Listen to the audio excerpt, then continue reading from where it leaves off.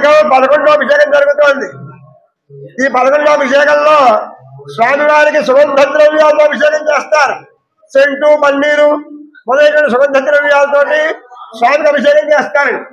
ఇక సుగంధ ద్రవ్యాలతో అభిషేకం చేయడం ఫలితం ఏంటి అంటే చక్రరాజాన్ ప్రముచ్యతే సుగంధ ద్రవ్యస్థాన అంటే సుగంధ చక్రరాజపు అంటే మనం ఏ పదవిలో అయితే ఉంటారో ఏ స్థానంలో అయితే ఉంటారో ఆ స్థానంలో ఉంచేందుకు మనకు జాతకంలో ఏమైనా గ్రహాలు అడ్డుపడుతున్నా ఏదైనా ఆటంకాలు జరుగుతున్నా అవన్నీ కూడా తొలగింపజేసి మనం చేరుకునేటువంటి ఉన్నతమైన స్థానానికి ఆ స్వామివారు మనం తీసుకువెళ్తారట. అంటే ఉదాహరణకి పక్కన చదువు చదువుకున్నాం, ఆ చదువు ఉద్యోగం కానీ లేదా రాజకీయ పరంగా ఉన్నదని పదవికి అర్హత మనకు ఉండి ఆ పదవి దగ్గరికి రాకపోతే ఆ పదవికి కానీ అలాంటి వాటికి స్వామివారు ఈ యొక్క సుగంధ ద్రవ్యాలతో అభిషేకం చేయడం వల్ల ఆ ఉన్నతమైన ఉద్యోగాన్ని ఆ పదవిని ఆ యొక్క స్థానాన్ని మనకు కలగజేస్తారట. అటువంటి అభిషేకం జరుగుతుంది. 11వ అభిషేకంగా అందరూ కూడా ఆఖరి అభిషేకం ఎవరో మాట్లాడకుండా ఓం నమ శివాయ ఓం నమ శివాయ అభిషేకాలు జరుగుతుంటారు.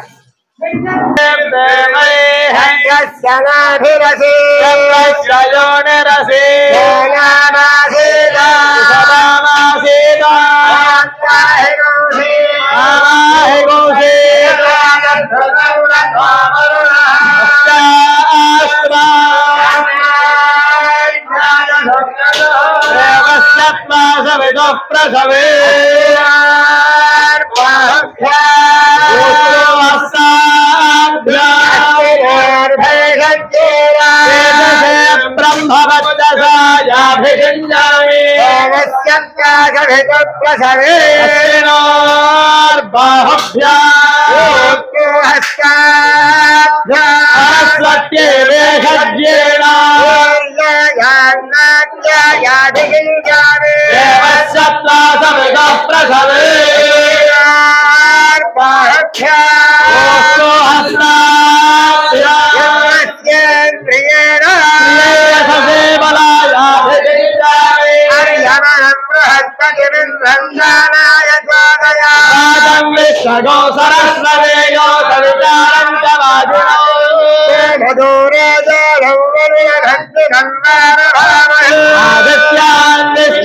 సూర్యం బ్రహ్మాండ బృహస్పతి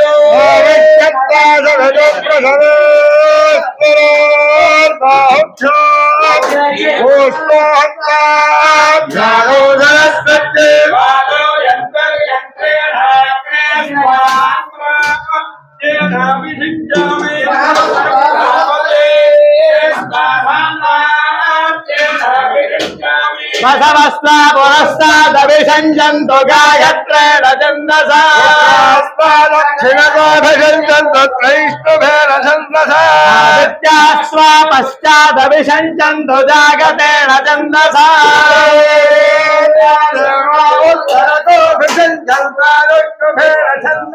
బృహస్పతిస్తోపరిష్టాదభిషంచతు పాంకేన ఛందసా దేవాయ స్వధామ్రే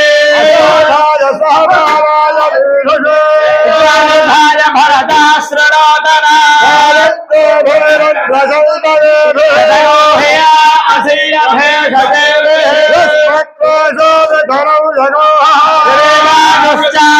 స్వామి జ్యోతి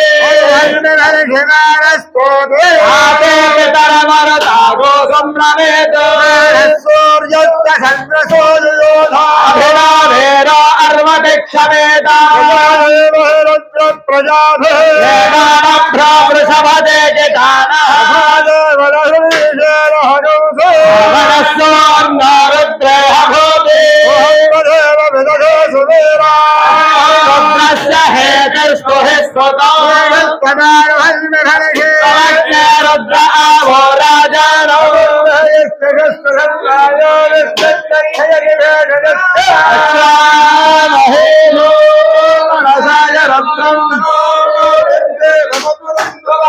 అయం మే హస్తో భగవాన్ అయం మే భగవత్తర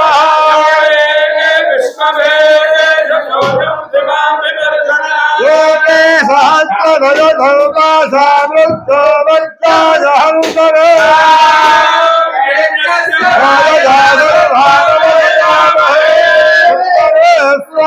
భృత్యవే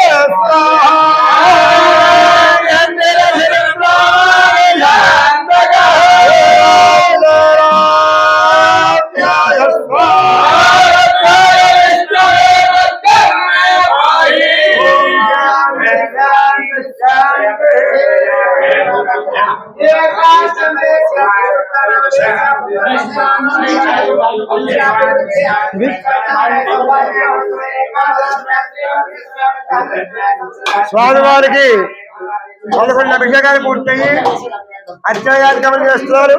అందరూ కూడా జాగ్రత్తగా అర్చన అయిన తర్వాత హారతి తీసుకుని అందరూ కూడా తీసుకుని హారతి 11 అభిషేకాలు అంతా కూడా ఆఖరి అభిషేకం యొక్క హారతి తీసుకోవాలి.